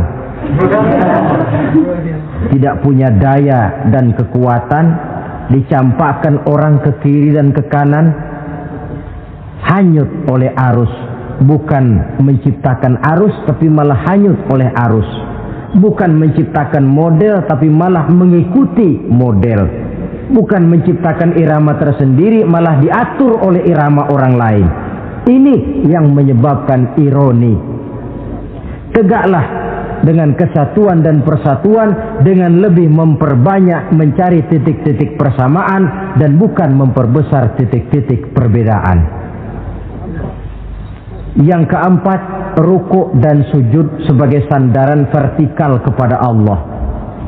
Selama kita umat ini masih rajin rukuk dan sujud, selama itu pula nilai optimisme masih ada dalam jiwa dan diri kita. Ya Allah, persilahkan orang memperlakukan kami sesuka hatinya, tapi kami yakin ya Allah, Engkau tidak akan mendiamkan. Satu saat pertolonganmu mesti datang. Itu akan mantap kita ucapkan kalau kita melaksanakan rukuk dan sujud. Tertimpa tangga, jatuhnya sakit, ketimpa tangga lagi, musibah yang beruntun. Rukuk dan sujud sebagai sandaran vertikal. Yang kelima, karunia Allah dan keredoan Allah jangan dipisah. Cari karunia sebanyak-banyaknya, tetapi dalam batas-batas yang diridhoi Allah. Sebab kalau tidak, karunia itu akan makin membuat kita jauh dari Allah. Ilmu karunia itu. Tapi kalau tidak diridhoi Allah, Nabi ingatkan, man izdada ilman wa lam yazdad huda, lam yazdad minallahi illa bu'da. Orang yang bertambah ilmu tapi tidak bertambah hidayah, dia hanya akan semakin jauh dari Allah. Jauh dari Allah menimbulkan kegersangan dalam jiwa, kepanasan dalam hati, sehingga jauhlah kita dari ketenangan hidup.